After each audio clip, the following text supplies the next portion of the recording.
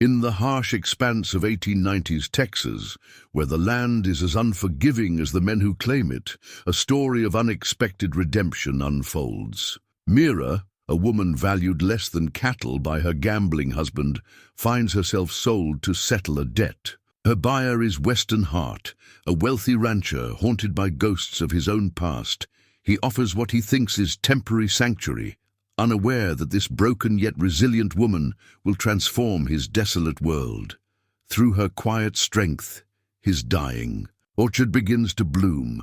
His lonely niece finds joy in letters and books, and the hollow spaces in his heart start to heal. But when shadows from Mira's past threaten to shatter their fragile peace, one question remains. Can a love born from such bitter beginnings survive the storms ahead? Before we jump back in, tell us where you're tuning in from. And if this story touches you, make sure you're subscribed, because tomorrow I've saved something extra special for you. The gold band slipped from Mira's finger with surprising ease, as if even this small circle of metal knew it no longer belonged there. Frank had demanded it just moments before, his words slurring together in that familiar way that meant the gambling debt was worse than usual. She watched him stumble out the door of their small house on the edge of Silver Creek, heading toward the saloon where he'd already lost more than they had. Mira's hands shook as she continued kneading the bread, dough working it harder than necessary. The kitchen window framed the dusty Texas street outside, where late afternoon sun painted everything in shades of amber and regret. 10 years of marriage had taught her that Frank would return either flush with temporary victory or, more likely, with that dangerous gleam in his eye that meant trouble. The sound of horse hooves made her pause, knuckles white in the dough. But it wasn't Frank, just Mrs. Peterson from the general store, her wagon loaded with supplies. The older woman caught Mira's eye and offered a tight smile tinged with pity. News traveled fast in Silver Creek, and everyone knew about Frank's latest losing streak. Inside the house, evidence of their declining fortunes was everywhere. The fine china from her mother gathered dust behind cabinet doors that wouldn't quite close. Patches dotted the curtains she'd sewn herself, and the floor had developed a permanent stain where the roof leaked during last spring's rains. Frank had promised to fix it, just as he'd promised to quit gambling, to start fresh, to be the man she'd thought she'd married a decade ago. A floorboard creaked beneath her feet as she moved to check the bread rising near the stove. The sound reminded her of that first night in this house, when Frank had carried her across the threshold, both of them laughing. She'd been 18, full of dreams about the life they'd build together. Now, at 28, those dreams had crumbled like the walls of the house Frank had never quite finished painting. The sun was setting when she heard the heavy footsteps on the porch. Different from Frank's usual stumbling return, these were steady, purposeful. The door swung open, and there stood her husband. But he wasn't alone. Behind him loomed a shadow that would change everything. "Pack your things," Frank announced, his voice eerily clear. "You're leaving with Mr. Hart here, tonight." Mira's hands stilled on the dough. She looked past Frank to the tall figure in the doorway, his face hidden by the brim of a black hat. The stranger's silence filled the room like smoke, choking what remained of her world. "Frank," she whispered, "what have you done?" Her husband wouldn't meet her eyes. Instead, he pulled something from his pocket, her wedding ring, glinting dully in the fading light. "Got a fair price for it," he muttered. "But not enough. Not nearly enough." His laugh was hollow, desperate. "But you, Mira, you were worth a lot more at the poker table." Earlier that day, Weston Hart had been studying the land deed in his saddlebag when he first heard the name Mira Blackwood. The yellow document, bearing the sprawling acreage measurements of the Hart Ranch, had become a habit to carry, a reminder of what he'd built and what he'd lost. The Silver Creek Saloon wasn't his usual haunt, but water rights negotiations had brought him into town, and thirst had done the rest. He'd noticed Frank Blackwood immediately. Most men did. The type who wore desperation like cheap cologne. Broadcasting tells that any half-decent poker player could read, but it was the way Frank spoke about his wife that made Weston's hand tighten around his whiskey glass. "Pretty as a spring morning, my Mira," Frank had slurred, dealing another hand. "Good with numbers, too. Keeps the house running smooth as silk even when times are lean." His eyes had darted around the table, calculating. "Shame about the children, though. Never could give me any." The other players shifted uncomfortably, but Frank was too far gone to notice. He'd lost steadily through the afternoon, and now evening shadows stretched across the saloon floor.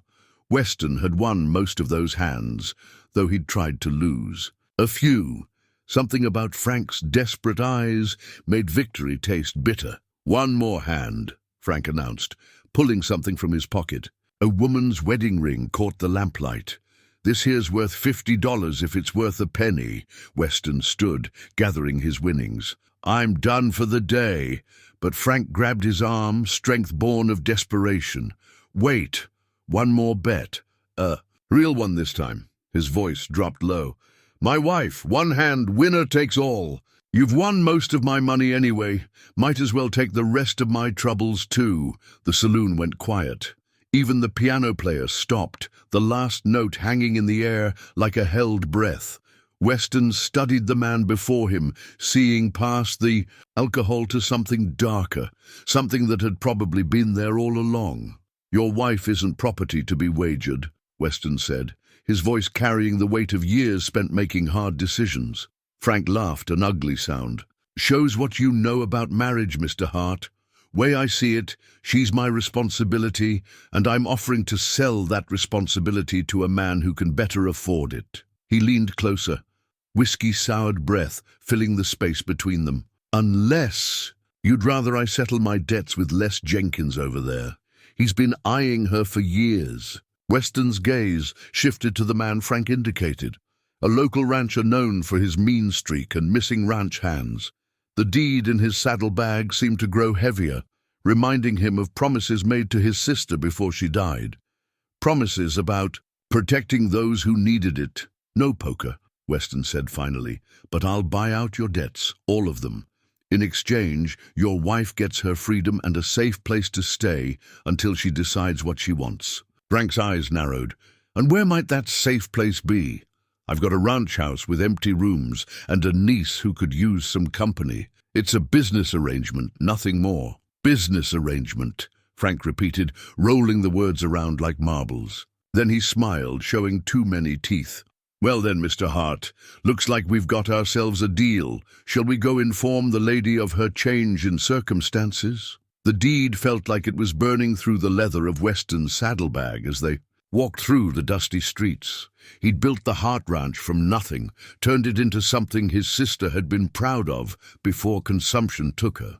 Now its vast emptiness would finally serve a purpose, offering sanctuary to a woman who deserved better than being sold like cattle. But as they approached the small house at the edge of town, Weston couldn't shake the feeling that he was walking into something far more complicated than a simple business arrangement.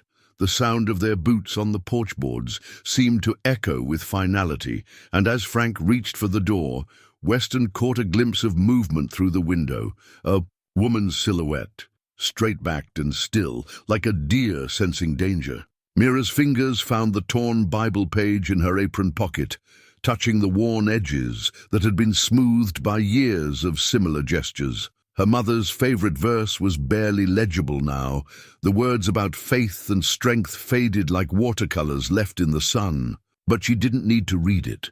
The words lived in her heart, even if their promise felt hollow in this moment. "You can't mean this, Frank." Her voice sounded distant to her own ears, as if someone else was speaking. The stranger, Mr. Hart, still hadn't moved from the doorway, his shadow stretching across her clean-swept floor like spilled ink. Frank was already pulling her carpetbag from the closet, stuffing it with whatever came to hand. "It's done, Mira. Mr. Hart here has agreed to take on my debts, and you're part of the arrangement." He paused, holding one of her cotton dresses. "Best take the blue one. Brings out your eyes." The casual cruelty of that comment broke something loose inside her. "And what of our vows? What of the promises we made before God and witnesses?" Finally, the stranger spoke. "Ma'am, If I may. His voice was deep, measured, like distant thunder on a clear day. He removed his hat, revealing features that spoke more of solitude than society. This isn't what your husband implied. You'll have a safe place to stay, your own room, complete freedom to— Freedom! The laugh that escaped her didn't sound like her own. Purchased freedom is just another kind of cage, Mr. Hart. Something flickered across his face. Regret, perhaps, or recognition. He took a step forward, then seemed to think better of it. I have a ranch outside of town. My niece Sarah lives there with me, but since my sister passed, she's been isolated. The arrangement would be temporary until you decide your own path. Mira's hand pressed against the Bible page, feeling the words through the fabric. Her mother had always said God worked in mysterious ways, but this seemed more like the devil's work. Yet there was something in Mr. Hart's eyes, not pity, which she couldn't have borne, but a kind of wounded understanding. Frank crashed around the small house, gathering her belongings with careless hands. When he reached for her mother's porcelain figurine, Mira moved quickly to intercept it. "I'll pack my own things." The next few minutes passed in a blur of folded cloth and wrapped treasures. The torn Bible page went in first, then the figurine, some clothes, her mother's recipe book. All the while, she felt Mr. Hart's presence by the door, solid and unchanging as a mountain. "The ranch has an orchard," he said suddenly, as if the words surprised even him. "It's fallen into disrepair since my sister, but the trees are still there, and a piano in the parlor, though it hasn't been played in years." Mira paused in her packing, a half-folded shawl in her hands. She couldn't remember the last time she'd played music. Frank had sold their piano 2 winters ago. The thought of keys under her fingers again made her throat tight. "Time to go," Frank announced, already heading for the door. He didn't look. Back didn't offer a goodbye. 10 years of marriage ending with less ceremony than a cattle sale. Mr. Hart cleared his throat. "My horse is outside and the wagon for your things. Unless, would you prefer to wait until morning?" The kindness in the question nearly undid her. "No," she said firmly, closing the carpetbag. "There's nothing here for me now." He nodded, understanding what she didn't say. As they stepped onto the porch, the evening air carried the scent of approaching rain. Frank was already halfway to the saloon, his figure growing smaller with each step. "I don't know what to call you," Mira said quietly, watching her husband disappear into the gathering dark. "Weston. Just Weston will do." He helped her into the wagon with careful hands, then reached for the reins. "And I don't expect you to— Call me anything at all if that's your choice. Your life is your own, Mrs. Blackwood." "Mira," she corrected, tasting the freedom of speaking her given name. "If we're to be whatever this is, I'd prefer Mira." The wagon began to move, and she didn't look back at the house that had been her cage for 10 years. Instead, she touched the Bible page through her pocket once more and watched the road ahead, where storm clouds gathered on the horizon. Dawn was breaking when the wagon crested the final hill, revealing Hart Ranch in the pearl-grey light. Mira sat straighter, taking in the sprawling property. The main house rose from the landscape like a ship at anchor, proud but weathered. Its white paint faded to the color of old bones. Behind it, rows of twisted trees stretched toward the horizon, their bare branches reaching for the sky like supplicants. "The orchard," Weston said, following her gaze. Something in his voice made her turn. He was looking at the trees with an expression she recognized, the same way Frank used to look at their marriage bed after another empty month had passed. "My sister Catherine kept ledgers for every tree, every harvest. Haven't opened them since she passed." Before Mira could respond, movement caught her eye. A small figure darted between the porch columns, then disappeared inside the house. The door slammed with the distinctive force of youth trying to appear invisible. "Sarah," Weston explained, helping Mira down from the wagon. "She's not used to visitors." The house's interior spoke of male solitude, good furniture gone dusty, curtains hanging slightly askew. But beneath the neglect lay bones of grace. High ceilings, wide windows, rooms designed for a family's laughter. Mira's fingers itched to set things right, though she quickly stilled them. This wasn't her home to fix. Your room is upstairs, first. A door on the right. Sarah's is at the end of the hall. Mine's downstairs. Weston cleared his throat. The kitchen's through there. Help yourself to anything. I need to see to the horses. He was gone before she could respond, boots echoing on the porch boards.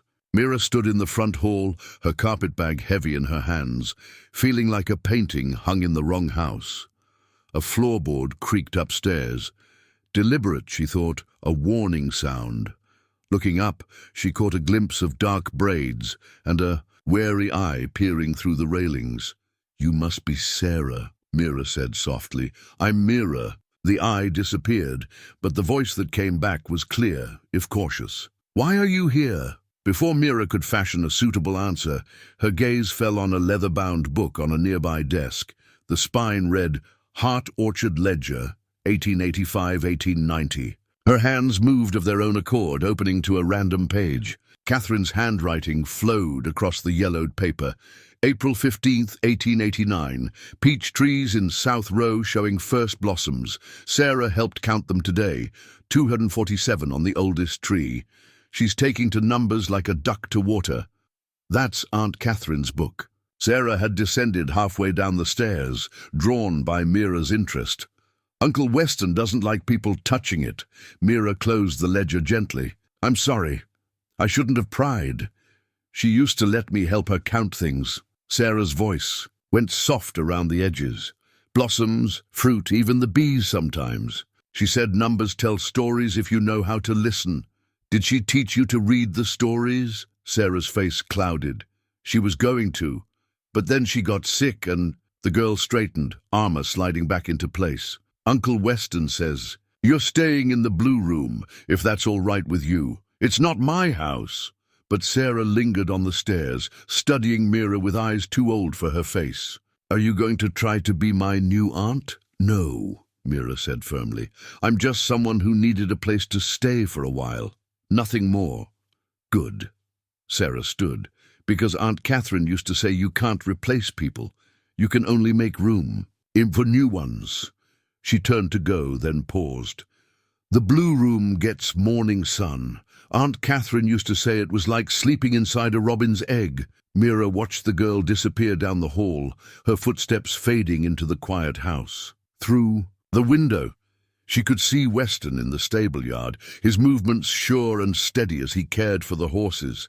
Beyond him, the orchard stretched away like a forest of memories, waiting to share its stories with anyone who knew how to listen. She picked up her bag and headed for the stairs, the ledger's glimpse of past happiness echoing in her mind.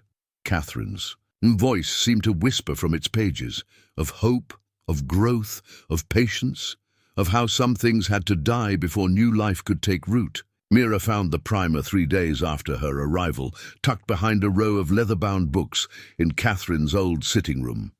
Its blue cloth cover was faded, the gold lettering worn to shadows. McGuffey's First Reader. Inside, a childish hand had practiced letters in the margins. Catherine's name, written over and over, each attempt more confident than the last.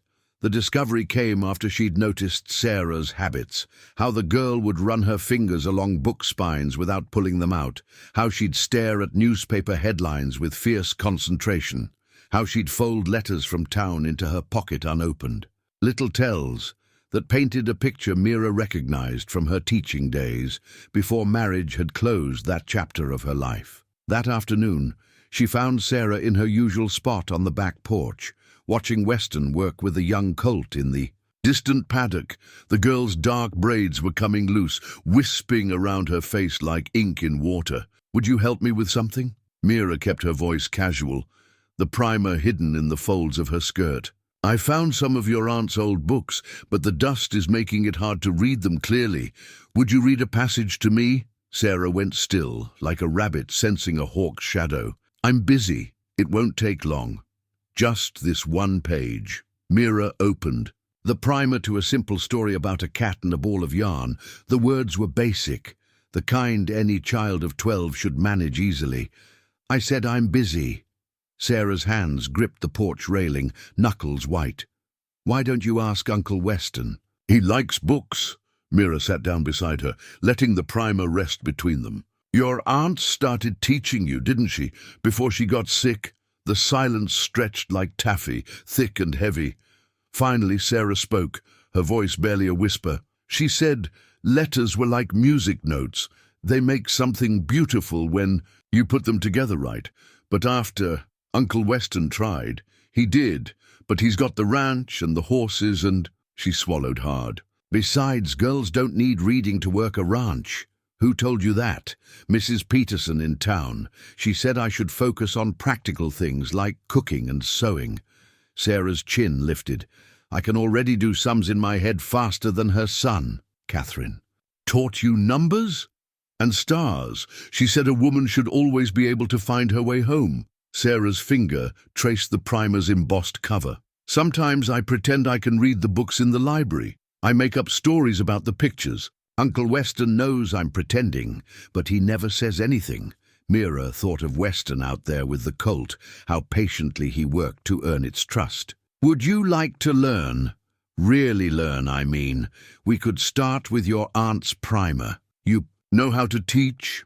There was hunger in Sarah's voice now, carefully contained but unmistakable. "I taught at a school in Austin before I married.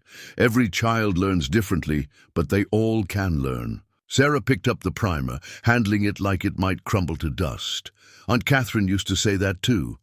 She opened it to the first page, where the alphabet marched in neat rows. "Will it be hard? Parts of it will be. But so is breaking. Colts, and I've seen how you watch that." Mira smiled. "We'll start slow, just like your uncle does with the young horses. First we make friends with the letters. Uncle Weston won't mind? Why don't we ask him?" Mira nodded toward the paddock where Weston was approaching, leading the colt. He'd been watching them, she realized. Not obviously, but with the same careful attention he gave to everything that mattered. "Ask me what?" He reached the porch, hat tipped back, sweat marking his shirt. Sarah clutched the primer to her chest. "Mira says she can teach me, like Aunt Catherine was going to." Something flickered in Weston's eyes. Pain, hope, gratitude, all tangled together. He looked at Mira for a long moment, then back at his niece. "Your aunt would like that, I think." His voice was rough. "We can clear out her old schoolroom if you'd like. Everything's still there, just as she left it. Can we start today?" Sarah was already standing, earlier wariness forgotten in the face of possibility. "We can start right now." Mira rose too, catching Weston's eye. The thanks in his gaze made her throat tight. After all, there's no time like the present to begin a new story. The broken irrigation pump lay in pieces on the workbench, its rusted innards spread out like a mechanical autopsy. Mira studied the components, remembering how her father used to let her help repair similar equipment on their small farm. Before the fever took him, before Mother's desperate remarriage to Frank, before everything changed. "It's not beyond saving," she said mostly to herself, but Weston's head snapped up from where he was mending tack across the barn. "The pump?" He set aside the leather bridle. "Been meaning to look at it, but there's always something more pressing." Mira picked up a corroded valve. "Like that fence in the north pasture, or the new colt's training, or the 100 other things a ranch this size demands." Their eyes met across the shadowed space, and something shifted in the air between them. A month had passed since her arrival, and they'd developed a careful dance of courtesy and distance. But here, surrounded by broken things that could be fixed, Mira felt bold enough to speak plainly. "The orchard's dying," she said. "Not dead, not yet, but it needs water. Real irrigation, not just prayer and morning dew." Weston moved closer, studying the disassembled pump. His sleeve brushed her arm as he reached for a gear, and she caught the scent of leather and sage. Catherine used to say the same thing. She had plans drawn up for a new irrigation system, but then, "Show me." He hesitated only a moment before pulling a rolled paper from a shelf. The blueprints were Catherine's work, detailed and precise, showing how water could be channeled from the creek through a series of pumps and pipes to reach every tree. "Smart woman, your sister." Mira traced the neat lines. She understood that. Even old things can be made new again with the right care. Is that what you believe? His voice was quiet, but something in it made her look up. He was watching her with an intensity that should have made her uncomfortable, but didn't. I believe, she said carefully, that anything worth saving is worth the work it takes to save it. Her hands moved over the pump parts, organizing them. My father taught me about machines like this. It's not so different from the one we used on our farm. You never mentioned your father before. He died when I was 15. Fever took him. In 3 days. The metal was cool under her fingers. He used to say, every piece of equipment tells you what's wrong, if you listen carefully enough. Weston picked up a wrench, turning it over in his calloused hands. And what's this one telling you? That it needs cleaning, new seals, and someone to believe in it again. She met his eyes. I can fix it, Mr. Hart. And once it's working, I can help with the orchard, too. I've been studying Catherine's ledgers. Weston, he interrupted, please. After a month of shared meals and morning greetings, I think we can manage first names. A smile tugged at her lips. Weston, then. The trees aren't dead, just sleeping. With water and care, they could bloom again. He was quiet for a long moment, looking at the pump parts, the blueprints, her hands still moving surely among the pieces. Finally he said, Catherine would have liked you. She never could abide letting things go to waste. Not machines, not land, not people. Wise woman. Too wise sometimes. He picked up a rag, began cleaning a gear. The pump is yours to fix if you want it. And the orchard, too. I can't promise help. The ranch keeps me busy, but I won't stand in your way. Mira felt something. Bloom in her chest, warm and unexpected as spring flowers. I don't need help, just permission and perhaps... She gestured at the tools scattered around them. Access to the workshop now and then. The workshop, the tools, whatever you need.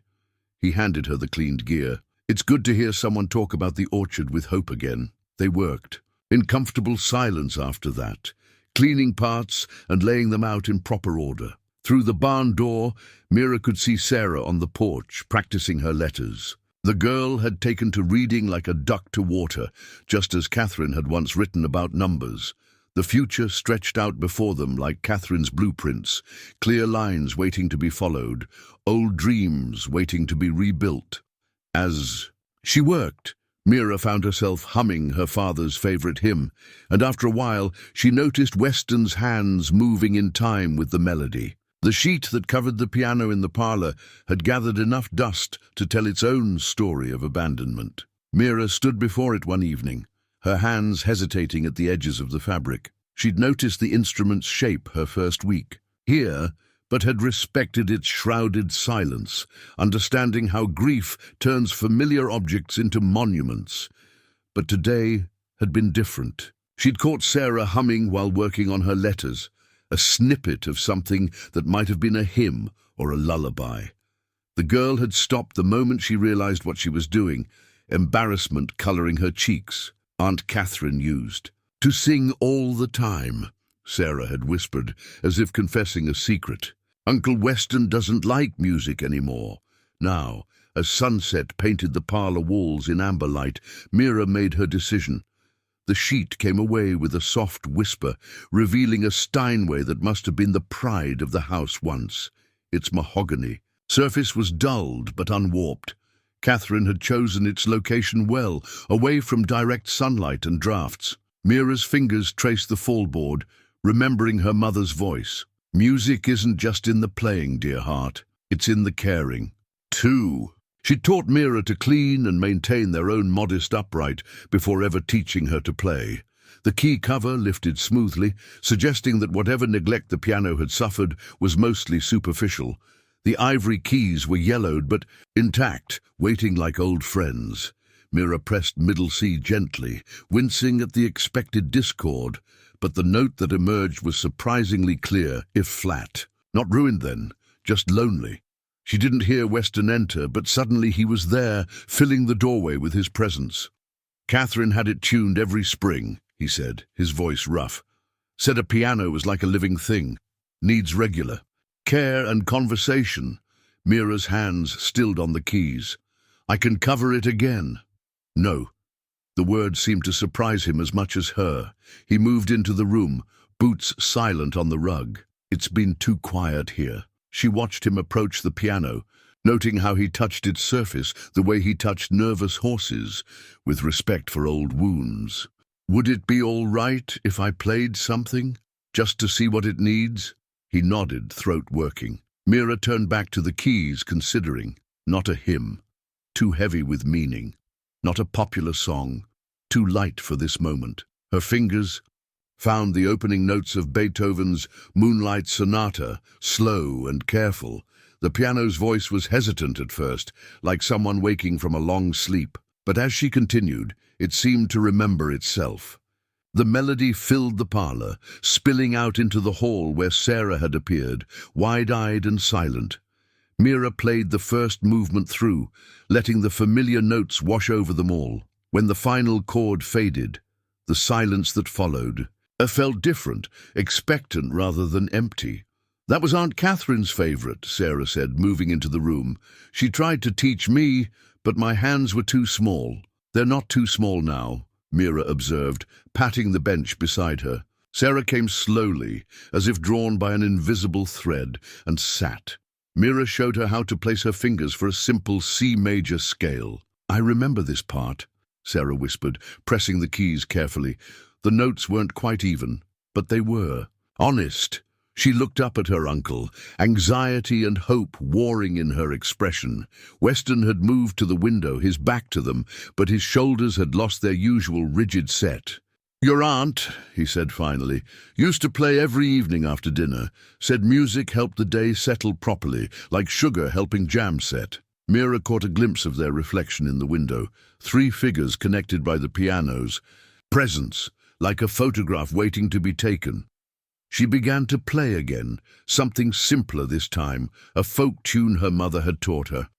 After a moment, Sarah's clear voice rose tentatively with the melody. "I remember this one," the girl said between verses. "Aunt Catherine used to sing it while she worked in the orchard." The setting suns stretched their shadows long across the floor, and somewhere in the house a clock chimed the hour, but no one moved. Mira continued playing, one song flowing into another, while Sarah's voice grew more confident, and Weston remained. By the window, his silhouette softening as darkness gathered, as if the music was slowly washing away layers of grief neither he nor Sarah had known how to shed. The recipe book's spine crackled as Mira opened it, releasing the scent of vanilla and memory. Her mother's handwriting filled the margins of every page, not just ingredients and methods, but little notes that told the story of their family. Papa's favorite, beside the peach cobbler recipe, for celebrations, next to the buttermilk biscuits. When comfort is needed, accompanying the chicken and dumplings. It had been 2 months since she'd arrived at Hart Ranch, and something had shifted after that evening at the piano. The house felt less like a museum of grief and more like a place where life might bloom again. Today, she'd found the courage to unpack this last piece of her past. "What's that smell?" Sarah appeared in the kitchen doorway, drawn by the aroma of baking bread. The girl's reading primer was tucked under her arm. She carried it everywhere now, like a talisman. "My mother's honey wheat bread." Mira gestured to the recipe book. "Would you like to see?" Sarah approached the counter carefully, as if the book might spook like one of her uncle's young horses. "These notes, they're all from your mama, everyone." She said recipes were really just love letters to the future. Mira traced her mother's familiar loops and swirls. "See here? She's written, 'Remember to sing while kneading, the bread knows the difference.'" A smile tugged at Sarah's mouth. "Aunt Catherine used to say something like that about the orchard, that happy trees bear sweeter fruit." She leaned closer, studying the pages. "Your mama's writing looks like music. She was a music teacher before she married my father." Mira hadn't spoken of her mother in years. Frank had never wanted to hear about her family. "She taught me piano and cooking at the same time. Said they both required the same kind of attention. Is that why you play so well?" Sarah's finger hovered over a recipe for spice cake. Could we make this sometime?" "We could make It today, if you like, for after dinner. Mira pulled out a mixing bowl. Your uncle's been working hard on that new fence. Might be nice to surprise him. They worked together through the afternoon, the kitchen filling with warmth and purpose. Sarah proved to have a natural feel for baking, measuring ingredients with the same precision she now brought to her letters. As they worked, stories emerged. Sarah sharing memories of cooking with Catherine, Mira offering tales of her own childhood kitchen. When Weston came in from the fields, the sun setting behind him, he stopped short in the doorway. The table was set for 3, steam rising from bowls of beef stew, the fresh bread golden and waiting. The spice cake cooled on the windowsill, its aroma mingling with the evening air. Sarah helped with everything, Mira said, suddenly uncertain. They usually ate separately, crossing paths in the kitchen like polite strangers. I hope you don't mind. Mind. His voice was rough. It's been a long time since. He cleared his throat. It smells like home used to. They sat together, passing bread and stew, the recipe book open on the sideboard like a fourth presence at the table. Sarah proudly explained her role in the meal's creation, her words tumbling out with unusual animation. Weston listened intently, something soft in his eyes that made Mira's heart twist. Aunt Catherine had a book like that, he said later as Sarah cut the cake. Full of notes about everything, recipes, remedies, bits of wisdom. She used to say a family's story is written in what they feed each other. Your sister was a wise woman. Mira watched Sarah carefully divide the cake into perfect thirds. My mother would have liked her, I think. Would have liked you too, Aunt Catherine would, Sarah said absently, then froze, fork halfway to her plate. I'm sorry. I didn't. It's all right, Mira said softly, meeting Weston's gaze across the table. Something unspoken passed between them, acknowledgement of how their careful boundaries were slowly blurring, like butter melting into warm bread. Later, after Sarah had gone up to bed with her primer, Mira found Weston studying the recipe book. His finger traced her mother's note about singing to the bread, his expression thoughtful. Thank you, he said simply, for bringing this back to us. They both knew he wasn't just talking about the meal. In the quiet kitchen, with the dishes done and the recipe book open between them, Mira felt something settle into place, like the last ingredient in a well-loved recipe, making everything complete. Dawn painted the orchard in watercolor shades of pink and gold when Mira first saw it. A single branch heavy with blossoms, white petals unfurled against the spring sky.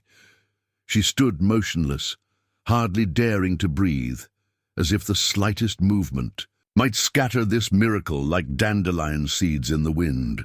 3 months of work had led to this moment. 3 months of repaired pumps, cleared irrigation channels, and careful pruning. 3 months of studying Catherine's ledgers, of falling asleep with dirt under her fingernails and hope in her heart. Uncle Weston, Sarah's voice, shattered the morning quiet. She'd taken to joining Mira on her early orchard inspections, calling it their tree patrol. Now the girl ran toward the house, braids flying. Uncle Weston, come quick! He emerged from the barn, still buckling his gun belt, a rancher's habit, even this early. Seeing Mira standing transfixed in the orchard, he crossed the yard with long strides, Sarah dancing around him like an excited pup. Here, Mira said softly when he reached her. Look. The branch hung at eye level, perfect for inspection. Weston stepped closer, his sleeve brushing her shoulder. The morning air carried the scent of leather and coffee from the house, mingling with the sweet perfume of the blossoms. Catherine always said the Duchess apple was the most stubborn tree in the orchard. His voice was rough with memory. Said it would only bloom when it felt truly at home. The roots were sound, Mira replied, professional pride warring with deeper emotion. It just needed someone to believe in it again. Their eyes met, and something shifted in the space between them, like sunlight breaking through clouds. Sarah reached up to touch a blossom with gentle fingers. Can we tell people, she asked. Mrs. Peterson said nothing would ever grow here again, but she was wrong. Can we show everyone she was wrong? Weston's hand found his niece's shoulder. Maybe we should. Been too long since this place saw a proper celebration. The word spread through the community like wind through wheat. By Sunday afternoon, wagons and riders filled the ranch yard. Families brought dishes to share, children darted between the trees, and old-timers who remembered the orchard in its glory days stood beneath the blooming branch, nodding in approval. "Just like old times," Mrs. Martinez said, her weathered face creased with smile lines. "Catherine used to throw the best harvest parties. Remember, Weston? Every fall, music and dancing until midnight." Weston, who had been watching Mira's show, a group of children how to check for new growth, turned at the sound of his name. "I remember. Good to see life returning." Mrs. Martinez patted his arm, both to the trees and the house. More neighbors arrived as the afternoon mellowed toward evening. Someone brought a fiddle, another a guitar. Tables appeared laden with food, Mrs. Peterson's contribution notably absent, though no one mentioned it. Sarah proudly showed off, her improving reading skills to anyone who would listen, her earlier shyness forgotten in the excitement. "Your mama's spice cake is a hit," Weston said, finding Mira by the punch bowl. "Sarah's been bragging about helping make it. She has a gift for baking." Mira watched the girl demonstrate proper measuring technique to Mrs. Martinez's granddaughter, like she has for reading. She just needed the chance to try, like the orchard needed a chance. His voice was soft, meant only for her. "You've brought spring back to more than just the trees, Mira." Before she could respond, young Tommy Martinez called for a dance. The musicians struck up a lively tune, and couples began forming sets on the packed earth between the trees. Sarah appeared at Mira's elbow. "Aunt Catherine always danced at parties," she said meaningfully, looking between her uncle and Mira. "She said it was bad luck not to dance under blooming trees." Weston cleared his throat. "Would you? That is, might I have this dance, Miss Mira?" The formal address made her smile, remembering their careful early days. "You might indeed, Mr. Hart." His hand was warm and sure as it found her waist, and they moved together as if they'd done this 100 times before. Above them, the blooming branch swayed in the evening breeze, scattering petals like wedding rice. "I never thanked you properly," he said as they turned, "for seeing what could be instead of what was lost." "The orchard taught me that," Mira replied. "Sometimes what looks like an ending is just winter waiting for spring." They danced until the stars came out, while Sarah watched from beside the punch bowl, her face glowing with the satisfaction of a plan well executed.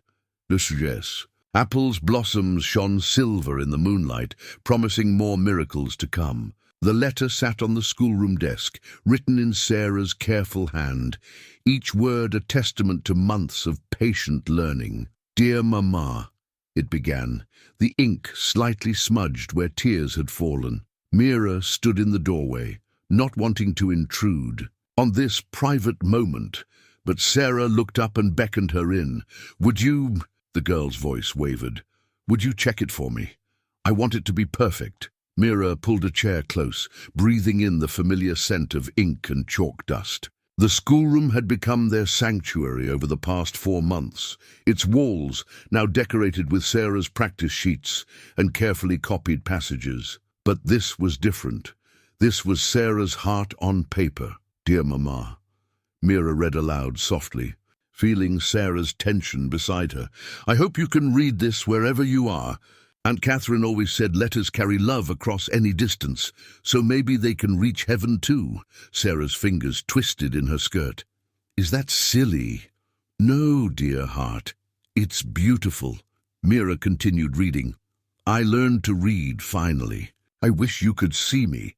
I can read all of Aunt Catherine's books now, and Mira says my penmanship is improving every day. She's patient, like you and Aunt Catherine were. She doesn't mind when I ask the same question twice. The orchard is blooming again. Uncle Weston smiles more now. Sometimes I hear him whistling in the barn, like he used to when you were alive. Mira fixed the irrigation pump and taught me about water pressure. She says understanding how things work helps us fix what's broken. I miss you every day, but it hurts less now." Mira says that's normal, that grief changes like seasons. She lost. Her mama too, so she understands. She doesn't try to replace you or Aunt Catherine. She just makes room in her heart for me, like you said good people do. Mira's voice caught on the last lines.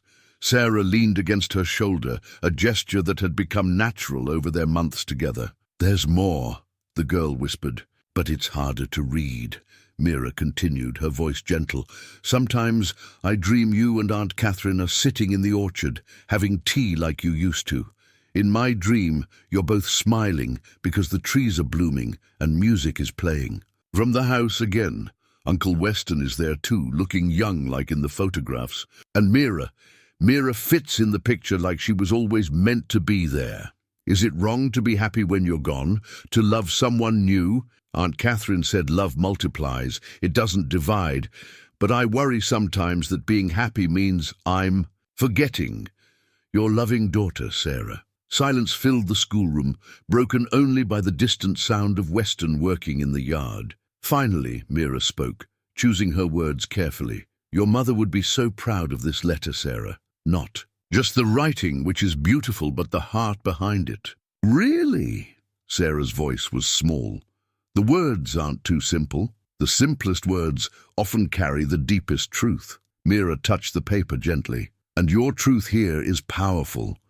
You've written about love and loss and healing in a way many grown folks never manage. Sarah straightened, pride warring with vulnerability.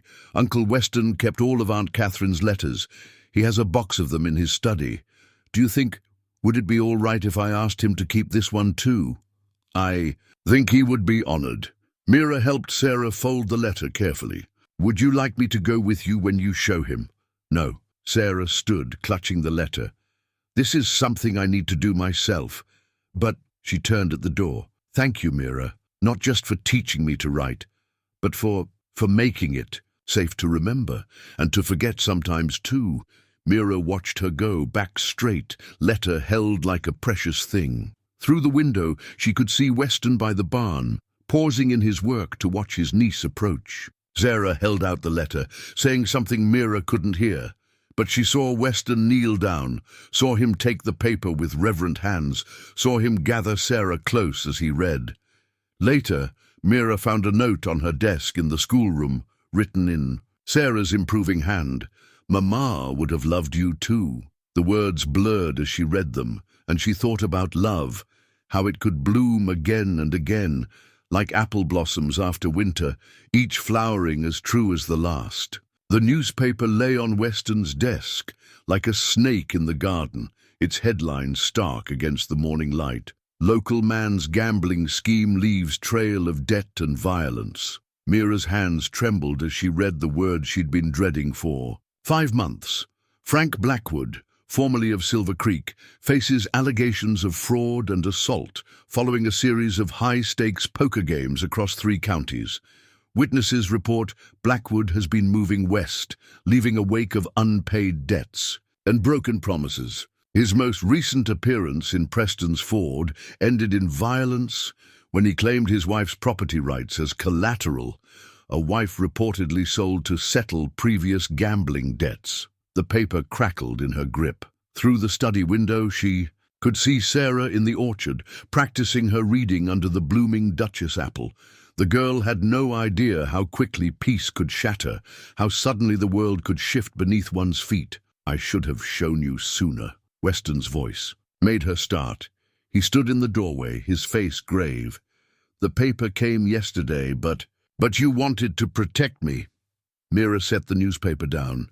Like you've been protecting me all these months. He moved into the room, boots silent on the rug. Not protecting, offering sanctuary. There's a difference. Is there? She turned to face him fully. When I came here, you said it was a business arrangement, temporary. But we both know it's become something else, haven't we? The question hung between them, heavy with unspoken things. Through the open window came the sound of Sarah sounding out words, her voice carrying clearly. And the prince said to Cinderella, "You are not bound by who you were, but who you choose to be." Weston's laugh was soft without humor. Even fairy tales know the truth of it. He picked up the paper, studied Frank's name as if it might reveal secrets. He has no legal claim on you. The divorce papers were filed months ago. Laws don't mean much to men like Frank. Mira's voice was steady, though fear coiled in her stomach. He won't come for me because he wants me. He'll come because his pride can't bear that I might be happy without him. Then he'll find more than he bargained for. Weston's tone made her look up sharply. The tenderness she'd grown used to seeing in his eyes was still there, but beneath it was something harder, the steel that had helped him build this ranch from nothing. I won't let him destroy this. The words surprised her with their fierceness. Not the orchard, not Sarah's progress, not— She gestured helplessly at the space between them. This thing they'd never quite named. No, he said softly, we won't. The sound of hoofbeats made them both tense, but it was only Mr. Martinez riding up, probably to discuss the shared water rights they'd been negotiating. Still, the moment of fear was telling. We should tell Sarah, Mira said. She's old enough to understand, and she deserves to know what might be coming. Weston nodded slowly. She's stronger than I sometimes remember. Catherine always said we shouldn't protect children from truth, only prepare them for it. Your sister was wise. Mira touched the newspaper one last time, then deliberately turned away from it.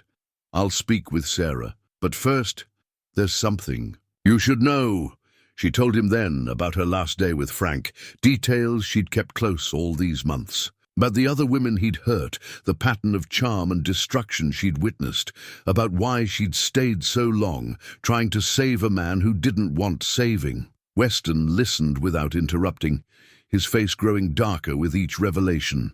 When she finished, he did something he'd never done before.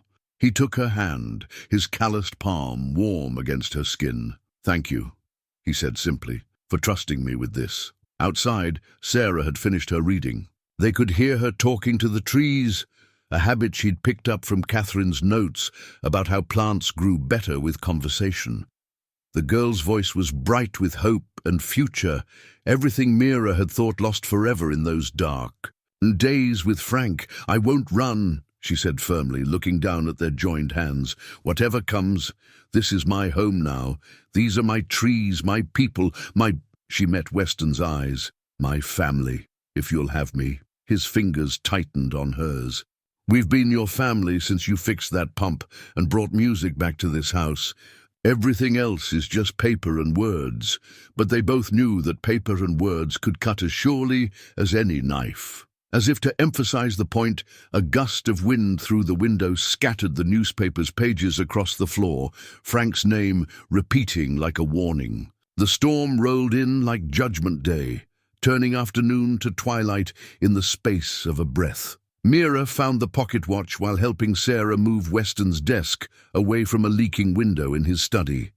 It tumbled from a drawer, its silver case tarnished but intact. That was grandfather's, Sarah said, rescuing it from a puddle of rainwater. Uncle Weston carried it every day until Aunt Catherine died. Then it stopped working, and he said maybe it was time to let some things stay broken. Lightning split. The sky, followed by thunder that rattled the windows. Sarah pressed closer to Mira, who absently stroked the girl's hair. The watch felt heavy in her other hand, solid with history and meaning. Some things need to be broken before they can be fixed properly, Mira said, studying the mechanism through the crystal face. Like that irrigation pump, remember? We had to take it all apart before we could make it work again. Sarah's eyes lit up with understanding. Could you fix this too, like you fixed the pump? Before Mira could answer, Weston's voice carried from the front porch. Storm's bearing down hard. Get everything battened down in the orchard? Yes, Mira called back. Sarah and I covered the new saplings this morning. She tucked the watch into her pocket, making a mental note to examine it later. The wind rose to a howl, and rain beat against the windows like thrown gravel. They worked together to move furniture away from the vulnerable spots, laying down towels to catch the worst leaks. Sarah organized their efforts with the same precision she now brought to her letters, directing them with the authority of a general. The orchard, Weston said suddenly, pausing in his work. The support stakes for the Duchess apple aren't set deep enough yet, Mira finished, already reaching for her shawl. I'll help you. Both of you stay here, Sarah ordered, sounding so much like Catherine that they both turned to stare. I'll watch for leaks and keep the fire going. The rain hit them like a waterfall as they ran toward the orchard. Mira's skirts were soaked in seconds, but she barely noticed. The Duchess apple's newly grafted branches needed their support stakes reinforced, or months of work could be lost in one violent storm. They worked quickly, wordlessly, understanding each other's movements as if they'd done this 1,000 times. When the last stake was secured, Mira straightened to find Weston watching her, rain running down his face like tears. "What?" she asked, suddenly conscious of how her wet hair must look, how her sodden dress clung to her arms. "You know what this tree means to Sarah? To me." His voice was barely audible above the storm. "Catherine grafted it the year our parents died. Said sometimes the strongest trees are the ones that carry two bloodlines." Mira's hand went to her pocket where the watch rested. "Like families?" "Like families." He stepped closer, and she could see the struggle in his eyes. "Mira, if Frank comes—" "When," she corrected softly. When he comes, I need you to know something." His hand came up to touch her cheek, gentle despite its workman's calluses. "This hasn't been a business arrangement for a long time." The pocket watch seemed to pulse against her leg, marking a moment she'd remember forever. "I know," she whispered. Lightning turned the world white. Thunder crashed overhead. And somehow they were kissing. His arms were around her waist, her hands in his hair, and the rain blessed them like holy water. The kiss tasted of storms and promises, and time finally moving forward again. When they broke apart, breathless, Mira pulled the watch from her pocket. "I think I can fix this," she said, "if you'll let me try." Weston looked at the watch, then at her, understanding all she wasn't saying. "It's been sleeping a long time." "Like the orchard," she said, "like my heart." She curled his fingers around the timepiece. "But some things wake up stronger for the rest." Another flash of lightning illuminated Sarah's face at the study window, her expression a mixture of satisfaction and concern. The girl pointed urgently at the sky, reminding them of the danger still raging. They ran back to the house hand in hand, no longer pretending they were anything but what they'd become to each other. Inside, Sarah had hot coffee waiting and a knowing look that made them both blush. Later that night, after the storm had passed and Sarah had gone to bed, Mira sat at the kitchen table with the disassembled watch. Its gears lay before her like the pieces of the life she was building, complicated, delicate, but ultimately fixable with patience and care. Weston found her there, brought by the soft sound of her tools on metal. Without a word, he pulled up a chair and watched her work, their shoulders touching, while outside the wet earth drank deep and the orchard's roots grew stronger for the storm. The marriage license lay on Judge Parker's desk like a yellowed accusation. Frank had produced it with the flourish of a card, sharp, revealing an ace, his smile sharp enough to cut. Mira stood between Weston and Sarah, feeling the girl's hand, tight in hers, while outside the judge's window, Silver Creek went about its business as if her world wasn't unraveling. "The law's clear on this," Frank said, his voice carrying the fake reasonableness she remembered so well. "A man can't buy another man's wife. That paper Mr. Hart signed? Worthless. This here's the only document that matters." 6 days had passed since Frank's return. 6 days of watching him work the town like a revival preacher, spinning tales of redemption and regret. He'd arrived clean-shaven and clear-eyed, speaking of changed ways and second chances. Some folks actually believed him. "The divorce petition was filed months ago," Weston said, his voice level despite the tension Mira could feel radiating from him.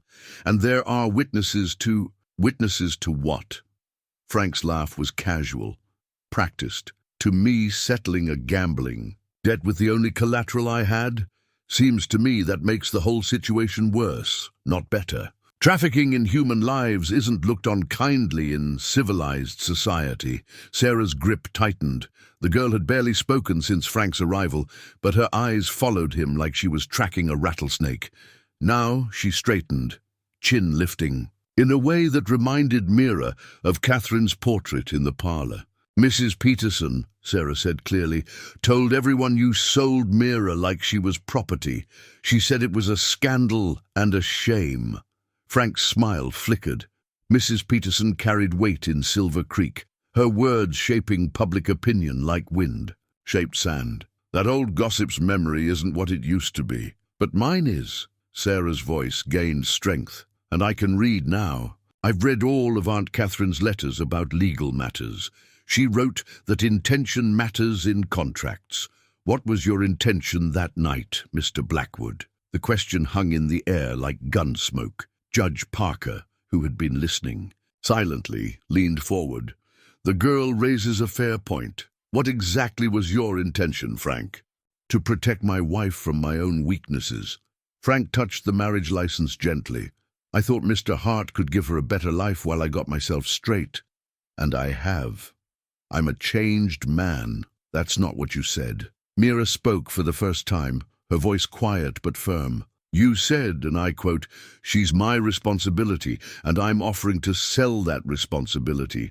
Those were your exact words." "People say all sorts of things when they're desperate." Frank spread his hands, appealing to the judge. "I'm not proud of that night, but I'm here now, ready to make amends, ready to take my wife home." "Home?" The word came out before Mira could stop it. "The orchard is my home. Sarah is my home. Weston—" She caught herself, but Frank's eyes narrowed. "Ah," he said softly, "so that's how it is. Tell me, Judge Parker, what's your opinion on adultery?" "That's enough." Weston's voice cracked like a whip. "You want to make this ugly, Frank? Let's talk about the men you cheated in Preston's Ford, or the assault charges in—" "Gentlemen," Judge Parker held up a hand. "This is a matter of law, not accusations. The marriage license is valid, but so is the divorce petition. The question is one of contracts and consent." He looked at Mira. "What do you want, Mrs. Blackwood?" The name felt wrong now, like a shoe that no longer fit. Mira touched the repaired pocket watch in her dress pocket, drawing strength from its steady tick. "I want to go home, to the ranch, to my orchard, to my family." "Your family?" Frank's voice dripped false concern. "We never had children, Mira. Remember how that ate at you? But I'm willing to forgive that. To start fresh, she means us." Sarah stepped forward. "We're her family. She taught me to read, to bake, to believe in myself. She fixed the irrigation pump and made the trees bloom again. She brought music back to our house." The girl turned to the judge. "Doesn't that matter more than an old piece of paper?" Judge Parker studied the marriage license thoughtfully. "The law recognizes blood and marriage as family, but it also recognizes that contracts made under duress are void." He looked at Frank. "And selling one's wife at a poker table seems the very definition of duress." "I have witnesses," Frank began, but the judge cut him off. "So do I. This whole town witnessed what kind of man you were, Frank, and what kind of woman Mira has proven to be." He reached for his gavel. "I'll need time to review the precedents, but until then, Mrs. Blackwood stays where she chooses. We'll reconvene in 3 days." Outside the judge's office, Frank caught Mira's arm. "This isn't over," he whispered, his mask of reformation cracking. "What's mine is mine." Weston stepped between them, his movement casual, but full of promise. "That's where you're wrong, Frank. Mira belongs to herself, always has. We just had the sense to see it." They walked home through town, Sarah between them, their shadows merging in the late afternoon light. But Mira could feel Frank's eyes following them, cold as a winter wind, full of the same desperate calculation she remembered from their last days together. The marriage license might be yellowed, but its power to harm was still fresh as new ink. That night, she held Sarah extra long before bed, played the piano until her fingers ached, and finally fell asleep in the parlor chair. She woke to find Weston's coat draped over her and the pocket watch on the table beside her, ticking away. The hours until judgment would come again. Sheriff Miller's badge caught the lamplight as he set it deliberately on Weston's desk, the silver star a quiet warning. Outside, the night pressed against the study windows, and somewhere in that darkness, Frank waited like a storm about to break. "He's been asking questions around town," the sheriff said, his weathered face grave, "about ranch schedules, delivery routes, and there's been strangers at the saloon, men with hard eyes who don't belong. Sarah's at the Martinez ranch." Weston said, his hand finding Mira's in the shadows. "Elena's keeping her there until this is settled." The sheriff nodded approval. "Smart! Frank's got 3 men with him from what I gather, men who owe him from poker games, desperate enough to do his bidding." 4 against 2, Mira said softly, but the sheriff shook his head. 4 against 4. Mrs. Martinez sent her. "Boy's over. They're watching the north and east approaches." He touched his badge. "This star means something in Silver Creek. Means we don't let men like Frank Blackwood write their own laws." A horse nickered outside. One of the Martinez boys signaling all clear, but the night felt charged, like the air before lightning strikes. Mira's fingers traced the edges of the repaired pocket watch, its steady ticking a counterpoint to her. "Racing heart, he'll come for me," she said. "He won't be able to help himself. The fact that I'm happy that I've built something without him, it'll eat at him worse than any gambling loss. Let him come." Weston's voice was quiet, but carried the same iron certainty she'd heard the day he faced down a stampeding steer. "This ends tonight." As if his words had summoned it, a pebble struck the study window, then another. A signal, but from friend or foe. Sheriff Miller moved to the window, staying in shadows. "Martinez's youngest boy," he reported. 3 riders, approaching from the south. "The back orchard," Mira said suddenly. "Frank knows about the irrigation work. He'll guess we've cleared paths through the trees." Weston was already moving. "Through the orchard to the house. He'll want to make a show of it." "Like a poker game," Mira whispered. "Everything's always been a game to him." The sheriff's badge gleamed as he checked his gun. "Then let's make sure he loses this one." They moved through the house, dousing lamps, creating shadows that could hide friends or enemies. The pocket watch marked each minute with mechanical precision as they waited. Mira found herself at the piano, her fingers resting silently on the keys that had brought so much healing. The first shot shattered a parlor window. "Mira!" Frank's voice carried from the darkness. "Come on out, darling. Time to go home." She stood, but Weston caught her arm. "Wait." "No." She met his eyes. "I won't hide. Not anymore." The sheriff moved to flank the door, while Weston positioned himself by the broken window. Mira walked onto the porch, her steps measured, calm despite her pounding heart. Frank stood in. The yard, flanked by 3 shadows with rifles. The moonlight showed his face clearly, no longer wearing the mask of reformation, but twisted with the familiar spite she remembered. "There's my wife," he called, mock jovial, "all dressed up like a rancher's lady. But we both know what you really are, don't we? Property, my property." "No, Frank." Her voice carried clearly in the night air. "I know exactly what I am. I'm the woman who made the orchard bloom, who helped a child find her voice, who fixed what was broken and built something new." She touched the pocket watch in her pocket. "I'm the woman who finally learned to tell time by her own clock, not yours." "Pretty speech." He raised his rifle. "Now get in the wagon." "That's not happening, Frank." Sheriff Miller stepped onto the porch, badge catching starlight. "Drop the rifle." One of Frank's men swung his weapon toward the sheriff, but suddenly the Martinez boys melted out of the shadows, their own rifles steady. The odds had shifted like a changing wind. "Last chance," Frank said, but his voice held a new note. Uncertainty. "The law says you're my wife." "The law says a lot of things." Judge Parker's voice rang out as he emerged from the darkness. "But tonight it says you're under arrest for assault, conspiracy, and attempted kidnapping." Frank's finger tightened on the trigger. Time stretched like pulled taffy, and Mira saw everything with crystal clarity. Weston tensing to move, the sheriff's hand on his gun, the Martinez boys steady as rocks, and something else, Sarah, who must have slipped away from Elena, standing in the orchard behind Frank. Their eyes met, and Mira knew what her girl was about to do. The trees. Sarah shouted, and every irrigator they'd repaired over the summer roared to life, spraying water like summer rain. In the chaos that followed, several things happened at once. Frank's men, startled, fired wild. The sheriff's badge flashed as he moved. Weston tackled Mira to safety, and Frank, trying to keep his footing in the sudden mud, fell face first into the dirt he'd once sold her to escape. When the water stopped, Frank and his men lay face down in the muck, covered by the Martinez boys' rifles, while Judge Parker recited their rights with evident satisfaction. The sheriff's badge gleamed with water droplets as he snapped handcuffs closed. "Good timing with the irrigation," he said to Sarah, who had run to Mira's arms. "Your aunt would be proud of that strategy." "Catherine always said," Sarah replied, watching Frank being led away, "that justice flows like water. You just have to know how to direct it."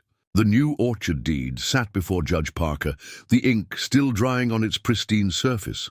Mira stared at her name written there, not as Frank's wife, not as Weston's business arrangement, but as herself. Mira Catherine Andrews, owner and proprietor of Hart Orchard South.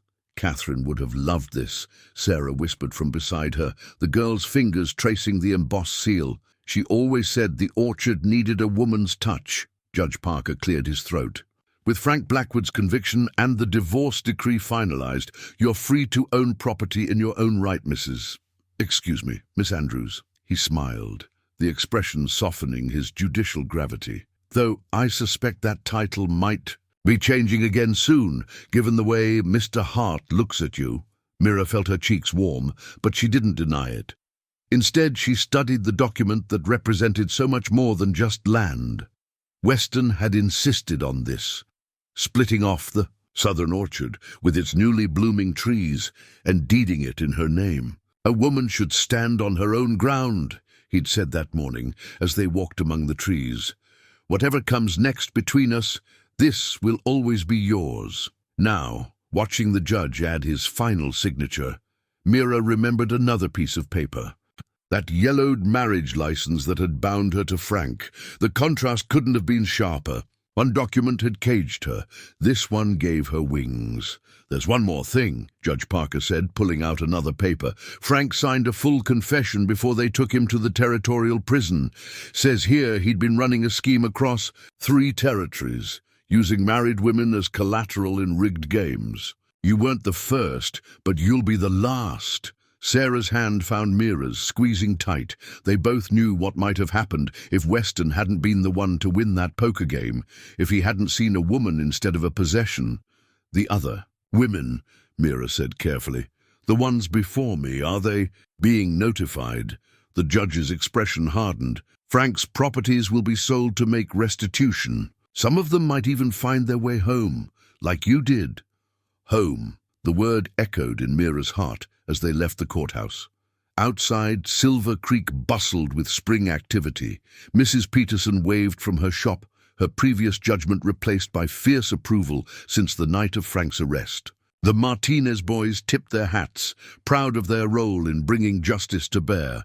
Weston waited by the wagon, his face lighting up the way it always did when he saw her now, like a man who couldn't quite believe his good fortune. But today, there was something else in his expression. A nervous energy she hadn't seen before. "Well?" he asked as they approached. Mira held up the deed. "It's done. I'm a landowner. You've been more than that since the day you made that pump work."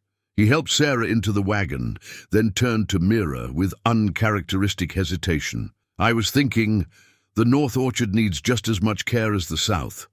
Might be good to have someone who knows about irrigation systems and stubborn trees. Someone who understands that broken things can be beautiful when they're mended right." Sarah's grin was wide enough to split the sky. "Are you really this bad at proposing, Uncle Weston?" He laughed, running a hand through his hair. "Worse, probably. But I figure Mira's used to me being better with horses than words by now." Mira looked between them. the man who had offered sanctuary and found love, the girl who had become her daughter in every way that mattered.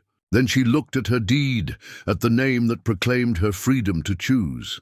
"The orchards do better together," she said softly.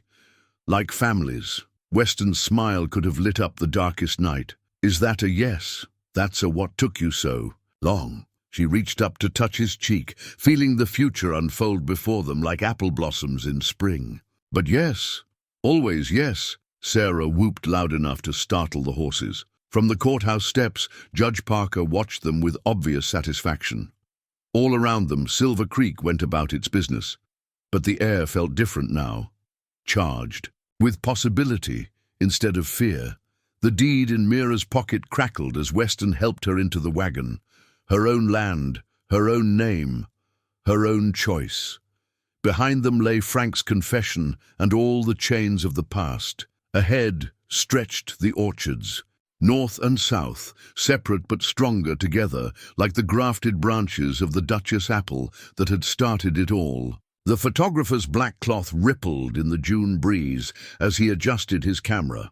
"Hold still now," he called from behind the apparatus.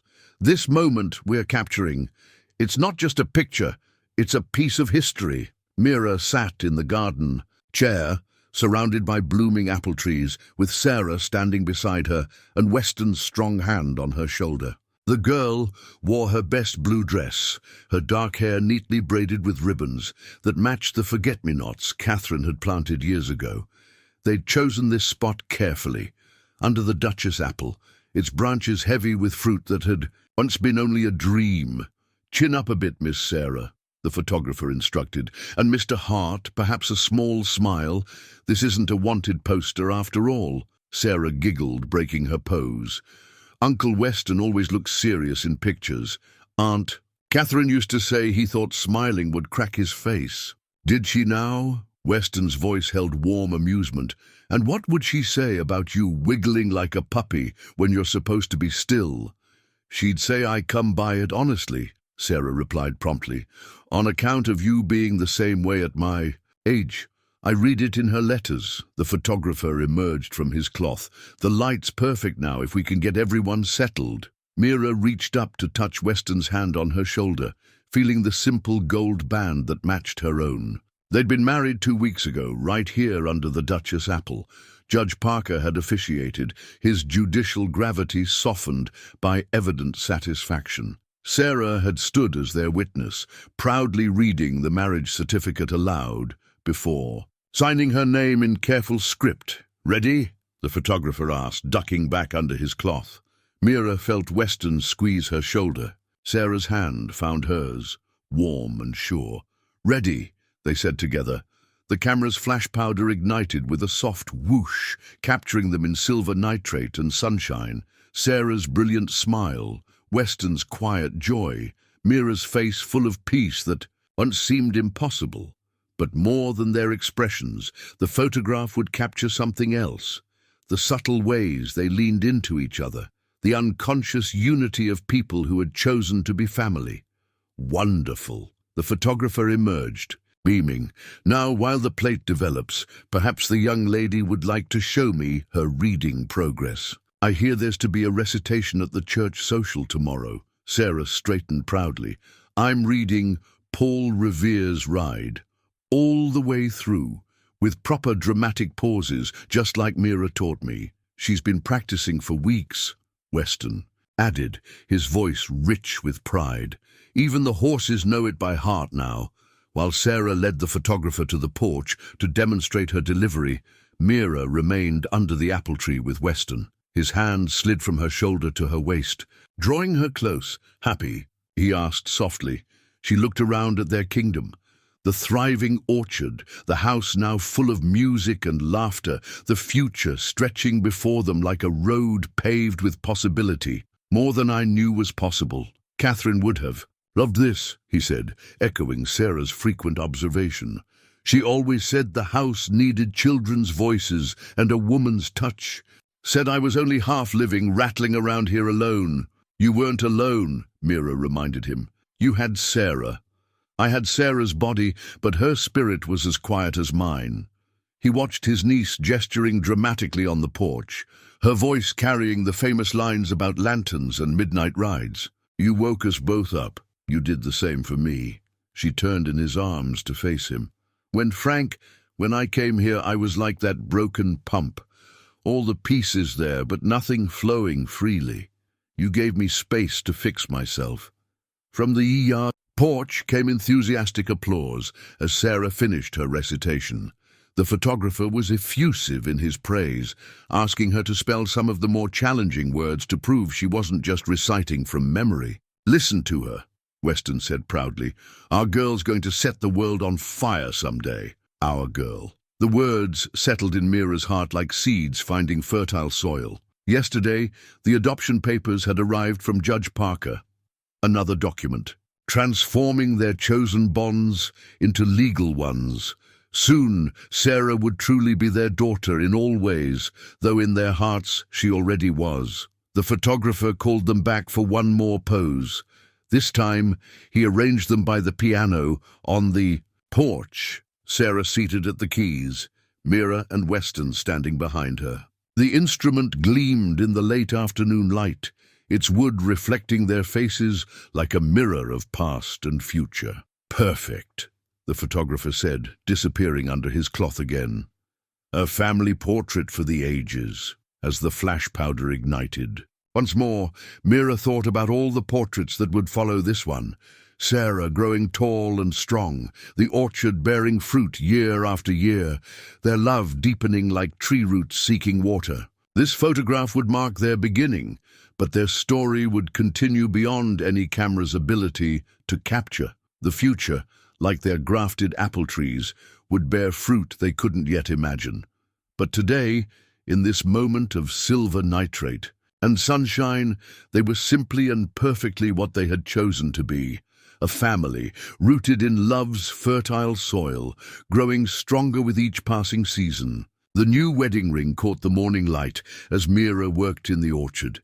Its simple gold band, a constant reminder of chosen love. Unlike her first ring, sold for gambling debts, this one had been crafted with purpose, the inside engraved with apple blossoms and the words, "Love bears fruit." 1 year had passed since Frank's departure.